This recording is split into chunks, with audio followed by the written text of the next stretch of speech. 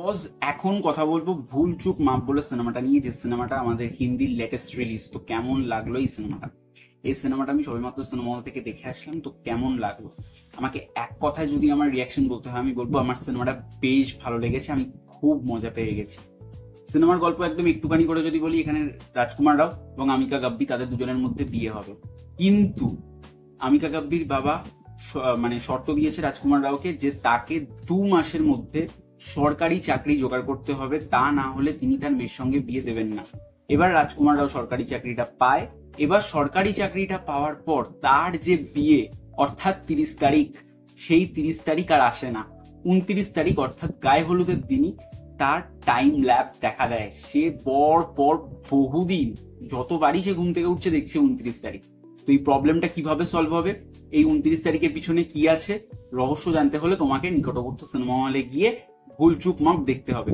সিনেমার পজিটিভ দিক নেগেটিভ দিক, আমার জন্য এই ছবির জন্য বেশ অনেকগুলো পজিটিভ দিক আছে এবং খুব অল্প সংখ্যক নেগেটিভ দিক আছে। এই সিনেমার প্রথম পজিটিভ দিক, এখানে রাজকুমার রাও আমিকা গাব্বি তাদের পারফরমেন্স ব্যাপক। আমিকা গাব্বির থেকেও রাজকুমার রাও যেরকম ভাবে পারফরমেন্স দিয়েছে সিনেমায় ব্যাপক, এবং এরকম ধরনের রোল রাজকুমার রাও ফাটিয়ে পড়ে, আমরা সেটা প্রত্যেকে জানি। এবং রাজকুমার রাও ছাড়াও আমরা যদি বলি বাদ বাকি কাস্টিং এর কথা, ঠিক আছে কাস্টিং গুলো। সেকেন্ড পজিটিভ পয়েন্ট, এটার লোকেশন বা এটা স্ক্রিন প্লে, এটা ভীষণ ভালো। স্ক্রিন প্লে ফার্স্ট হাফটা ভীষণ এঙ্গেজিং, ভীষণ কমেডি।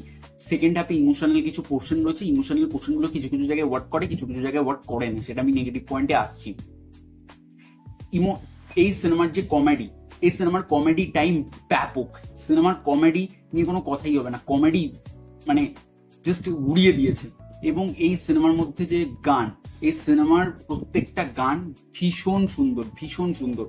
প্রথম টু লাস্ট অব্দি যে গানগুলো হয় প্রত্যেকটা গান ভীষণ সুন্দর।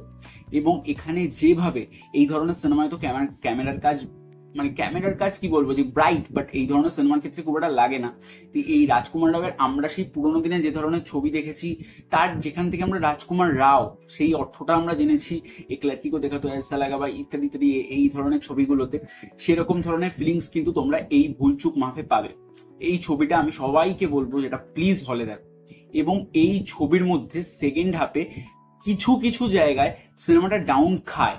এবার নেগেটিভ পয়েন্টে চলে এসেছে, কিছু কিছু জায়গায় নেগেটিভ সেকেন্ড হাফে সিনেমাটা ডাউন খায়। এবং এই সিনেমার মধ্যে সেকেন্ড হাফে প্রচুর ইমোশনাল পোর্শন ওয়ার্ক করে না, ইমোশনাল পোর্শনগুলো উপর উপর উপর উপর দিয়ে বেরিয়ে যায়।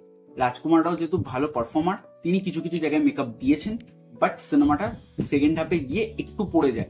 তবে সিনেমাটা লাস্ট পোর্শন যে মানে যেরকম ভাবে লাস্ট পোর্শনটা সিনেমাটা এন্ডিং হয়, সেই জায়গাটা আবার উঠিয়ে দেওয়া হয়েছে। তো সিনেমার ইমোশনাল পোর্শন খুব একটা ভালো না, সিনেমার মধ্যে যে ট্র্যাক সেটাও খুব একটা ভালো না। এই সেকেন্ড হাফের ট্র্যাকগুলো ভীষণ গোলেমেলে ট্র্যাক। এবং এই সিনেমাটার মধ্যে যেরকম ভাবে বিজিএম ইউজ করা হয়েছে, সেই বিজিএমটা আমার মনে হয়েছিল ম্যাকডগ ফিল্মস অনুযায়ী আরেকটু বেটার করতে পারতো। তবে আরেকটা কথা বলে রাখি, এই সিনেমাটা তোমরা যখন যাবে তখন শুধুমাত্র কিন্তু এই সিনেমার নয়, সেখানে তোমরা থামার টিজার দেখতে পাবে এবং পরম সুন্দরীর টিজার দেখতে পাবে। তো যাই হোক, এইটা ছিল আমার রিভিউ। সিনেমাটা আমার বেশ ভালো লেগেছে, বেশ মজার সিনেমা। তো সিনেমাটার জন্য আমার personal rating 4.5/5। It's a very good watch. তো প্লিজ হলে যাও, গিয়ে ছবিটা দেখো, দেখে জানাও কেমন লাগলো।